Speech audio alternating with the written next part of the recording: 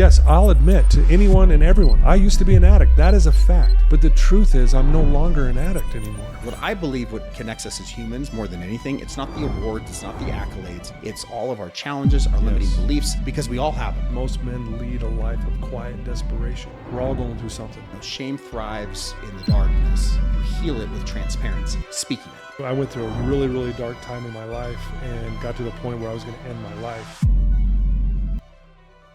Welcome to the Burn Up Podcast. I'm excited to have a good friend of mine who was actually on my previous podcast, which was called Nugent Good News. I've had the honor to be on your show, Belief Cast. Absolutely. And Todd and I were just talking before we got started, and he's just recorded his 450th episode. He is seasoned in this space. And Todd has an incredible story, and not only has this podcast, but works at Wasatch Recovery as a counselor and a coach, and has a pretty incredible transformational story personally. And I've been very open about my own addictions, and we were just saying before, addictions affects everybody. Yeah. And no matter how deep you happen to be in something, you can get out of it. Yeah. What do you think is the root of addiction? It's the perpetual avoidance of legitimate suffering. I like that. And I learned this from people that I work with, this amazing therapist named Wendy. But you think about it, the perpetual avoidance. When someone's in active addiction, they're avoiding feeling emotions, they're avoiding responsibilities, we're avoiding all these things. And whenever we feel an addict feels uncomfortable, they automatically go, I can't feel this uncomfortableness. But you think about it, when we were little kids and we had a bad day, what did we do? Well, we cried, We went in our room, we might have thrown something across the room, right? But we sat in it. And then eventually, guess what? It got better. We got over it and we're out playing in the backyard again, And so as adults, when we're struggling, unfortunately, a lot of us, including me and you, we find, alcohol or some other form of, a drug that kind of helps us escape from those things. And then, so what we do is we perpetually avoid, just legitimate suffering. I mean, life is suffering. We go through some stuff, but we had it figured out when we were little kids. We just sat in it. And if we do that as an adult, and I see it with my own clients, sit in the discomfort, and as they sit through it, same thing happens. It gets better. Now, it may not happen immediately, but it happens. And so that's what that means. And that to me is the best definition I've ever heard what addiction is. You worded better than I would. I always say it's rooted in avoidance. Absolutely. And it's interesting too, because it's hard for us to sit in the uncomfortableness. Yeah. Or silence, we live in a world where we're constantly being fed information, whether it's social and it's music and it's drive. I mean, it's just coming at us 24/7. And so just to sit in just the quietness, when I was going through, some of my painful things and transitions here a couple of years ago, I had a coach I was working with and, introduced this whole concept, and I've kind of made it my own, but it's this whole thing about, hey, Adam, sit in the uncomfortableness. Yeah. And what I found is, for most of my life, food was the drug, eating was the addiction. So I used food to cope. And then, when I was going through the pain of losing my investment firm, I would, whatever I could find, alcohol, porn, it didn't matter what it was. Yeah. Because I just didn't want to feel like it was just too painful. And he said something that he's like, he kind of gave me this process. And it's like, if you just sit in it, the universe will move it in a matter of seconds, 10 seconds, 20 seconds, 30 seconds. And I remember like, oh, okay. But didn't kind of dismissed it, that it was almost too easy thinking about it. And then there was one moment where I was fed up. I'm like, I'm actually going to try this. So I'm just going to sit here and be uncomfortable. Yeah. I'm like, I'm not going to go to anything. I'm just going to sit here. And it was really uncomfortable. And the truth is, like, I can't remember this first time, but it was like 30 or 45 seconds and it was gone. Yeah. It just went away. Yeah. It's interesting. There was a study done. You may have heard of this. I think it was in Charlottesville, North Carolina, where they took a group of people, male and female, where they put them into a room that had no stimulation. Like there was no pictures on the walls, kind of a darkly lit room. They couldn't bring their phone in or anything. So they were asked to sit in a chair for 15 minutes. But there also was a button that they could push that would administer a mild shock on them. And so what they found, and when they put men and women in this room for 15 minutes, 25% of the women pushed the button. 67% of the men pushed the button. And then they go on to quote Blaise Pascal that says, the inability for a man or woman to be able to sit in a quiet room alone is at the source of all of humanity's problems, right? So we can't just be with ourselves for 15 minutes. We have to push a button to shock ourselves. And kind of to your point, again, I always say this, we had it figured out when we were kids. Just sit in it. And like you said, what you were just saying is we get past it, we get through it. And what that also does is we're adults, what we start to realize is one, we can do hard things, and two, it builds up resilience, right? So the more we can sit in that uncomfortableness, and it gets better, the more we do that, the stronger we become, the more resilient we become. And resilience is like a muscle, right? The more we work it, the stronger it gets. Yeah. And that's what I tell my clients and myself is it takes practice. I just said, hey, this thing just moved. Well, did I fall back into old patterns again? Yes, of course, and you're right. It's like, if you're out of shape and you go to the gym, it's like you're going to walk out of the gym shredded. And I love how you said that. It's just another muscle that we need to develop, and it takes time. But as you slowly move through it, your baseline then becomes this way to be able to move through things, and something that might have torpedoed you into a rabbit hole for weeks or months, so it becomes, days, then weeks, then hours, then minutes as you practice it. And it's incredible when you can really start to implement it. It is. Now, again, you've got your own story, Yeah. You didn't get into addiction recovery and coaching and therapy with this, just out of the whim. It was really born from your own experiences. Absolutely. Yeah. I took my first sip of alcohol when I was 11 years old. That opened up the door to eventually marijuana, and I fell in love with that. And that just opened the door to every other drug. And I was all or nothing kind of a kid, kind of a mentality. And so I was all in, and that, led to, almost 10 years of drug addiction and alcoholism, lost a basketball scholarship because of it. And when that happened, that was my identity back then. I was a basketball player. That was going to be my dream to play in college. And I had it for a minute, and then I lost it because, I was getting high. And so, I went through a really, really dark time in my life and got to the point where I was going to end my life. And I was actually getting ready to do that. And I had a miracle happen that changed the course of my life. And it was in that moment that I'll never forget it. I remember there wasn't a mirror in front of me, but I remember looking as if there was a mirror going, okay, I'm going to dedicate my life to helping other people, whether it's with addiction, whether it's with anxiety, depression, lack of self-esteem. I don't care what it is. I want to be in that field, what that looks like. And so at that point, I created this cartoon character called Sly Dog. And I took this character around all the elementary schools in the state of Utah for 5 years. I spoke to 350,000 kids, teaching these kids to stay away from drugs, to believe in themselves, and to help other people. And man, I felt like I was on fire. It was one of the most amazing experiences I ever had. Well, parents would come up to me and say, hey, my son or daughter loves your program. Would you work with them one-on-one? I'm like, yeah, sure. Never done that before, but I'm like, yeah, I'll help them. I knew I had a passion and desire to do it. And I realized as I started meeting with these kids, I had a knack for it. And I started building up this, helping these kids go, you know what? I do believe in myself now. Thank you. And parents would come up to me and love what I'm doing. And that led to what I'm doing to this very day. And I look back and go, man, I start connecting those dots, and I can't believe it. I seriously can't, I never knew where that was going to go. And here I am sitting with Adam today on his amazing podcast. It blows my mind. I never would even know you. And I get emotional about that. I'm grateful for the hell I went through. I'm one of the lucky ones that made it out of it, because I know a lot of people don't make it out of it. And that's unfortunate. And my heart goes out to them. But I did make it out. And I feel like I have a responsibility to go out and make a difference in people's lives. And here I am getting to sit with you today. How cool is that? No, thank you for being so open. Are you open to sharing what that miracle was?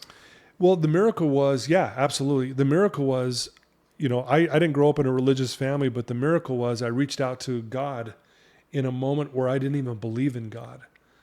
And it really was one of those moments where I asked God for help, not knowing what was going to happen, not knowing if there was even a God. And I prayed for the first time in my life. And I didn't get an answer immediately, but God usually answers prayers through other people. Mm-hmm. And I got this friend of mine about a month after I had asked for help reach out to me, who I hadn't talked to in years. Played basketball with him at Brighton High School. He was an amazing individual. To this day, he's my mentor. He's been my mentor for over 40 years. And this guy reached out to me in my darkness in that moment, and I knew it was an answer to that prayer. And he took me under his wing and saved my life. You'll often hear me say, and I quote, Isaac Newton, where he penned in a letter, if I've been able to see a little further than others, it's by standing on shoulders of giants. this guy's a giant in my life, and without him, I wouldn't be sitting with you today. So I'm curious. Yeah. So there's lots of different philosophies, beliefs when it comes to God, spirituality, religion. And and I've been in an exploratory world, if you will, having been in organized religion and kind of trying to find my own pathway with that. And, today I can say I'm more spiritually aligned than I've ever been. I feel more connected to God. And I have this belief today, we talk about good and bad, light and dark. And, as I hear you sharing your story and the thing you said is like, in your hell, like, let's not dismiss the pain that you were in. For sure.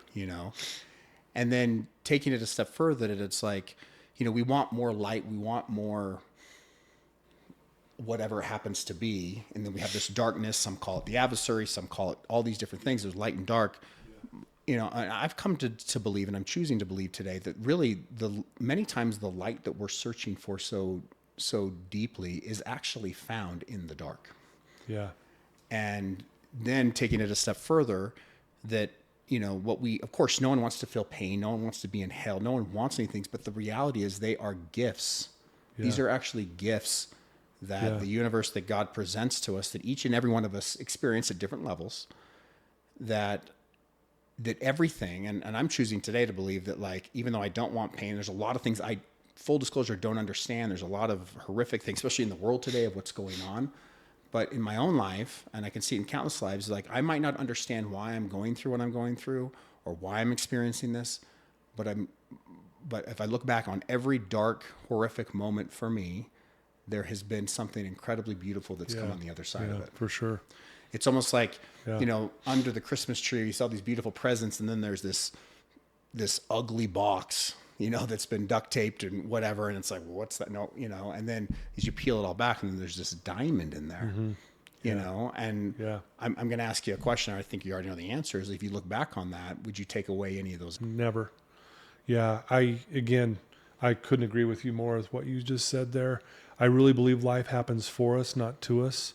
It's hard to see it, though, when you're in the middle of the hell. It's hard to see, how's this happening for me? But when you can look back and go, man, I learned this lesson, I learned this, and I learned this, and I've got resilience now in this area that I never would have had I not gone through this. So I look back on this. I'm grateful for the drink at age 11. Grateful for it. Not grateful for the hell that I went through per se that led after that, but I'm grateful that I had to go through that, because again, I'm sitting here talking to you. I mean, what are the odds? And so those choices led to this moment. And I'm grateful that I had someone that was willing to get vulnerable with me, my mentor, and just really show me the way out of, he didn't pull me out of hell. He showed me the way, and then I had to walk out of it. I'm curious too, because I actually, on a previous podcast that'll post here the next couple of weeks, where I was talking about this with another gentleman, and we were talking about, when you're in the pain, right?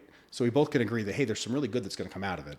But when you're in it, I think one of the worst things you can do if we have a friend or someone really close to us going through and like, hey, this is good, it's positive, you're going to be great, which are all true. But sometimes and I'm curious, in your role as a coach, when you've got someone that's deep in an addictive pattern, right? Finding that fine line between, hey, I'm just going to hold you, I see you, versus also like kind of needing to, like, okay, enough is enough, right? We need to kind of move through this. And I think I found that even with the men that I work with, is it's like, I'm going to hold space for you. But sometimes it's like, hey, the same stories, we're doing the same, like, we got to snap out. Like, I'm curious, in your role, do you find that sometimes difficult, the challenge between, hey, I'm here to hold you and support you, and also like challenge, and also, hey, this is actually, finding the balance between all of that. Yeah, that's a tough one. And I'd like to say that I'm actually getting good at that balance, because I've been doing it for so long.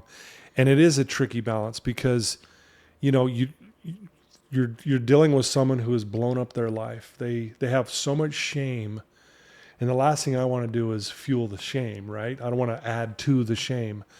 But that's why, I start off right out the get-go, and I have them read this quote above me in my office that says, the most delightful surprise in life is to suddenly recognize there's nothing wrong with you. So that is a foundation I have them start on day one.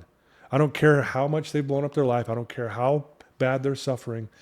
I leave them with that truth, and they look at me, and without fail, I mean, 10 out of 10 clients will start crying, and I go, no one's ever told you that before, ever.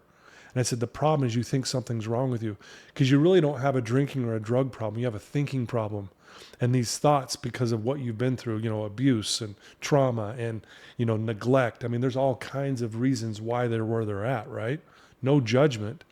But what I'm trying to teach them right off the get-go is that they are powerful beyond measure, that they're masterful creators, that they have the dignity and the power to choose, because choice is the ultimate power that we've got. And then I usually quote, I love Alan Watts. I don't know if you're an Alan Watts fan. One of my favorite quotes, and you'll love this. You probably have heard this then. He says, when you're ready to wake up, you're going to wake up. When you're not ready to wake up, you're going to stay pretending you're just a poor little me. And I look at this client, and I say, you're not a poor little me. So wake up to what I'm saying. Because someone showed me the way, I'm going to do my best to show you the way. Stand on my shoulders for a minute so you can see a little further, right? So that's love to me, where I'm going to teach these guys that they're powerful. They're not powerless. They don't have a disease. They're not broken. They're not damaged. Yes, they've got behaviors that need to change, 100%. But to their core, in my opinion, they're unshakably good. They just don't realize it. They have forgotten. And so I'm just reminding them of what they knew when they were this tall. I'm curious, the power of words, right? Life's happened for. So One thing that I've never connected with, and I know it's an incredible program that has helped millions of people, AA. And in full disclosure, I don't know that much about it, right? Mm-hmm. But the one thing that I do know is, my understanding is, and you would know better than I, when someone goes into an AA meeting, they actually say, I'm an addict. Present tense, Boy, here we go. Buckle up, people. And so to me, it's like, I struggle with that. Yeah. And it's this 100%. Whole concept that it's like, let's say I lied, and there could be an argument that and I keep lying and lying, then I'm a liar. But if I lied, but I've chosen not to lie. No, it's like, I lied, I'm not a liar. Yeah. Or I was an alcoholic, I'm not an alcoholic. Or I was addicted to drugs, I'm now sober. But it feels like in some ways it keeps you stuck. This whole concept, you almost see yourself as that. And I feel like but there's some people that are just, they've been sober for decades that still today go to meetings and I'm an addict. Yeah. Yeah. They've been conditioned to do that. And I'm with you. And I know this might ruffle some feathers. And again, AA, there's no disrespect, but why would I start off lying with saying, hi, I'm Todd, I'm an addict? I get it that I used to be, and I understand that, and I understand that I'm not going back to that world. But the truth is I overcame it. That's the truth. So why can't I say I'm clean? See, that's the word I like to use. I'm Todd, I'm clean today. It's done. It's over. And it's almost like taboo to even say that. Yes, and I understand. That doesn't mean I'm being arrogant. That means that I'm telling myself the truth, and words do have power. Sports science has now proven that when we say something out loud, it's 10 times more powerful than if we just think it.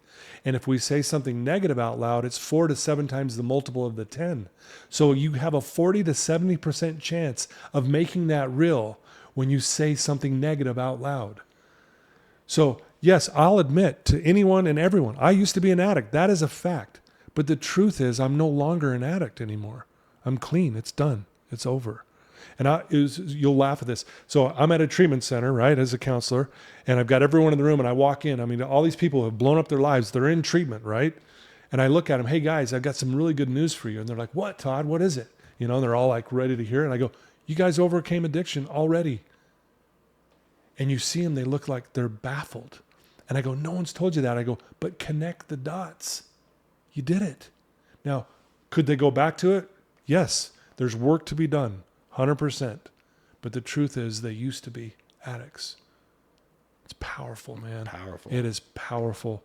And again, it's not trying to disrespect anything. It's just the truth. And I'm all about truth.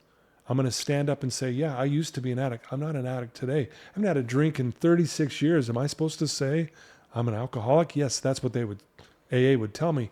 But again, the truth is, no, I used to be. That's a fact. A lot of addiction too, it's the shame attached to it. It's the secret. Yeah, shame's the killer. It's the shame. It's the stuff that's done in hiding. No one's going to find out about this. The slippery slope, and But what's interesting is I can't remember how I posted this yesterday on social.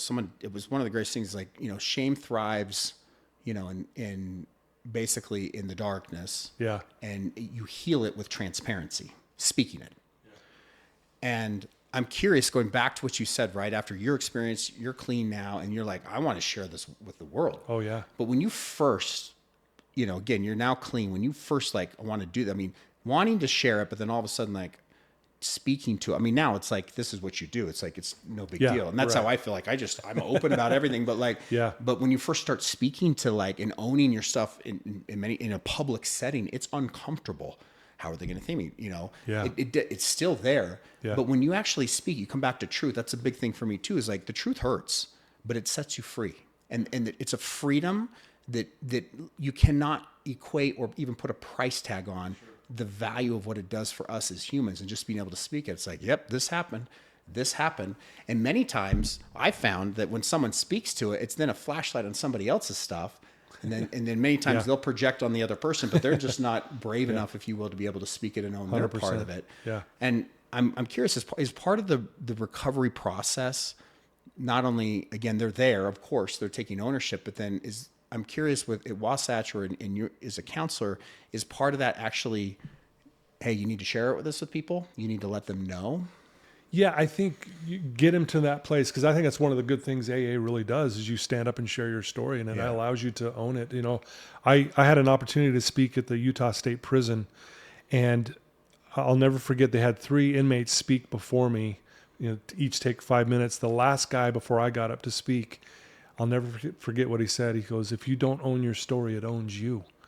And I was like, dang. I told him, I'm stealing that from you. And that's where it's at. So I encourage my clients all the time. It's not that you have to go shout it from the rooftops and go, hey, family, let me tell you all my dirty laundry. It's more about, hey, it's okay to own that you've struggled. I can't tell you how many kids I work with, younger kids in my outside practice, my outside coaching practice, where they'll share some really heavy things with me, and I say, hey, have you ever told your parents this? And they're like, no, I never have. And I'm like, why? And they'll say, well, my parents have never done anything wrong. And I'm like, well, yeah, they have. They just have never told you. Yep. So I think that's part of owning it. It's okay to go, hey, you know what? I've been there. And that's where connection comes in, I think that's why you and I connect so well, because we both know what that hell feels like, and we're both open with each other on that thing. So I really do encourage my clients to share. They don't necessarily want to do that in the beginning. I get that too. But I think we get to a place where that's where you're going to really start to heal, because you're going to help someone else because of what you said. Yeah. And my own experience in sharing my things, the first time I got on there, we were talking about this before we started. I've never been so scared in my entire life. If you had a black light that would have tested anxiety, would have shattered the light. Yeah. Right. And then, posting, and I was a mess, but then reading the comments, and it was the complete opposite. Of course, everything's ever as bad as we think it's going to be. And then this recognition of oh my gosh, there's so many other people dealing with this, and that never would have felt comfortable sharing it. I had a gentleman reach out to me. I hadn't talked to him in 10 years. I tried to buy his company before, when I talked about being suicidal. Yeah. And he's like, can I share my story? And I'm like, I literally haven't talked to him in 10 years. He's like, I saw your post. And so he goes on to share. He's like, only 3 people know this. And he goes on to share this story and this experience.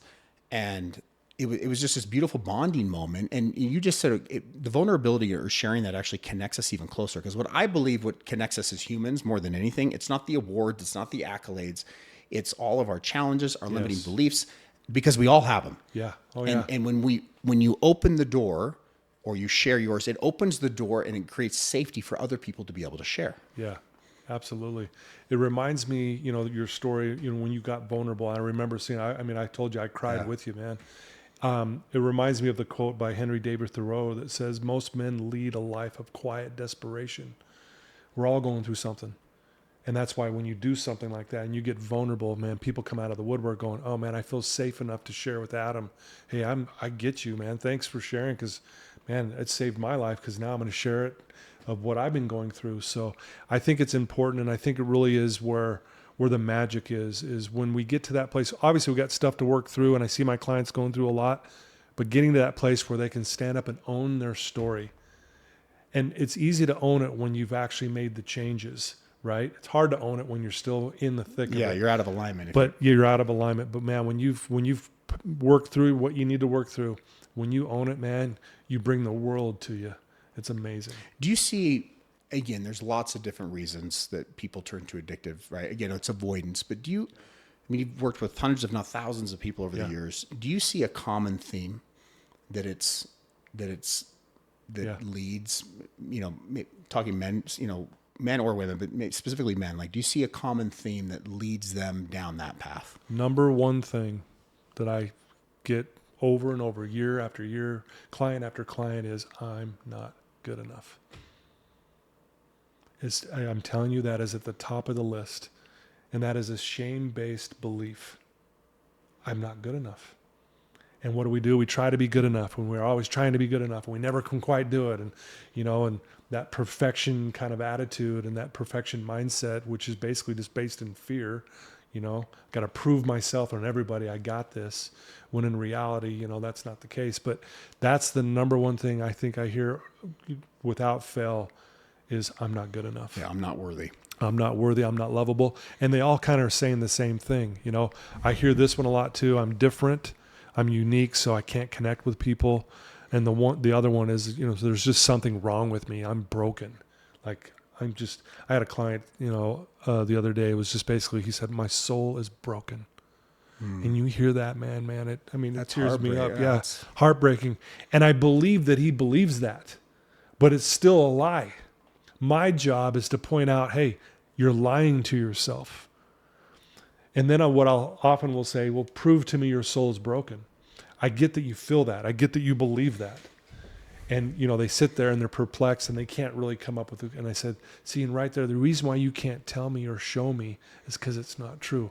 I get that you believe it, but I'm here to tell you that that's a lie. Yeah, I say everything is rooted in a story, and we're the authors. 100%. We are the authors. 100%. And if we are the authors, we can rewrite it. Yeah. We can change the story. And it's just a story. It's just a story. Again, easier said than done. But when I went through everything, I'm like, who the hell is Adam? And looking at myself, and it's like, and then all of a sudden when I started to I have nothing else to lose. I don't like this guy. The truth is I'm sick of this. Yeah. I need to shift and change. And it started with rewriting the story and the narrative of how I saw myself. 100%.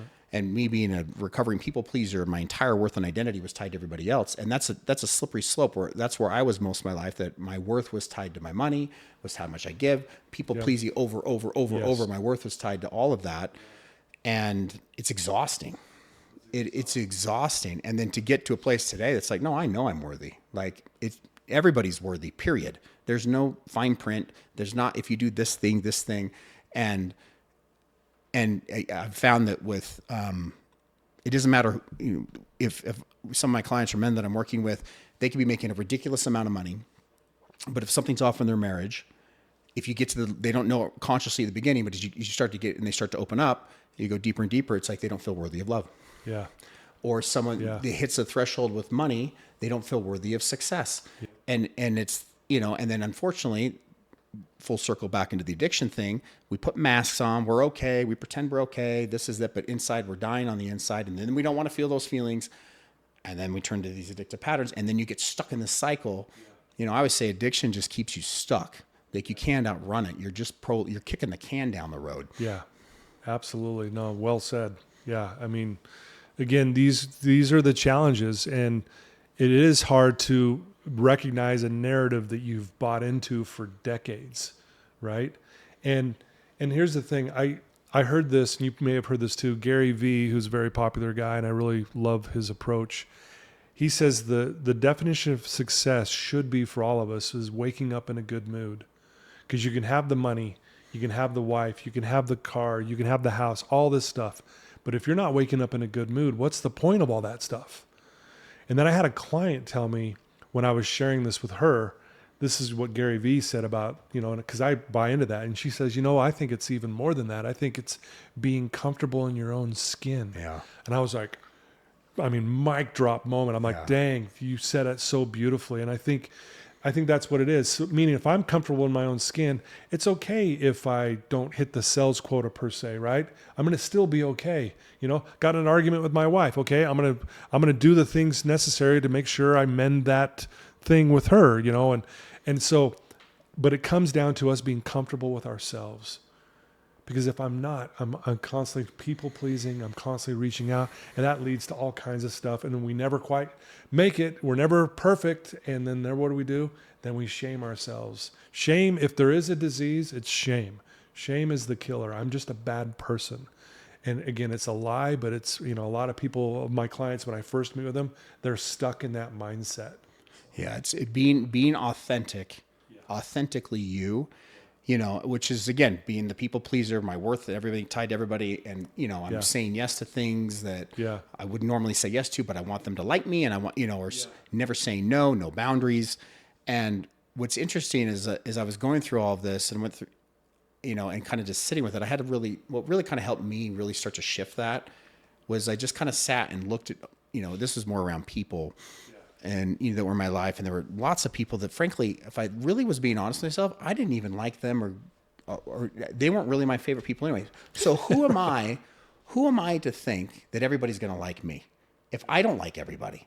And I remember I had this moment, and I just started laughing. I'm like, Adam, so if you already don't like other people, well, of course other people aren't going to like you. And if I'm having to show up a certain way for certain people that, frankly, I don't really care that much about anyway, it's exhausting. So when you can just take the mask off and be like, this is me.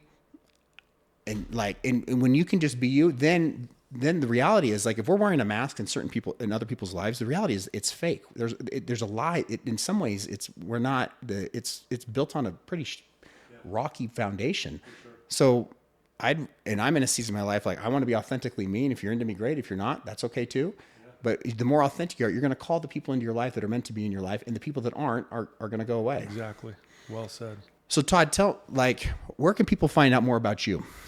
So I have a website. It's toddinspires.com. You can go there. It's got a link there to I call it a Belief Cast podcast. It's a Belief Cast. I'm on all the major platforms, and I would love I'd love you to check it out. I've had, Adam's been on my show, and I've had a lot of amazing people.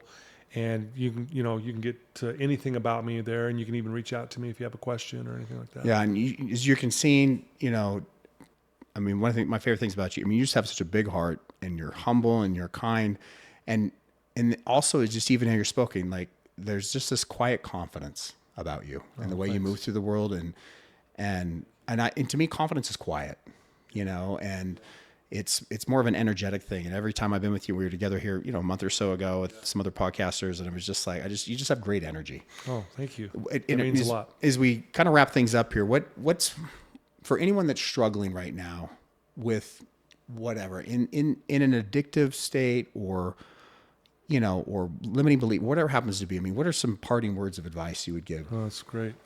Thank you for asking that. The first thing I want to say is I love you. I know that might sound like you don't believe me, but I do. Because we're all in this together. We're all connected on some level. And, I love I'm really curious and not judgmental. I don't want to judge anyone who's struggling and saying, hey, this is your fault. I'm curious of why you do what you do. So first of all, I do love you. And you may not believe that. Second thing is I had a client tell me this once, and I put it to my memory because it was so profound. He said, I tried to find myself I could not see. I tried to find my God eluded me. I tried to find my brother, I found all three. So if you're out there struggling, go find your brother. Go find it, and you'll find yourself, you'll find your higher power, whatever that is for you, and you'll find your brother at the same time, right? And I know that sounds like, okay, really? And I really mean that. The last thing we want to do when we're in the thick of it, in the heat of the hell, we don't want to help anyone, let alone ourselves. But sometimes that's the thing. We need to break out of that. And sometimes that might be as simple as just calling someone up, and then the third thing I'll just add to that is it's okay to raise your hand and say, I need help. Yeah. Raise the hand.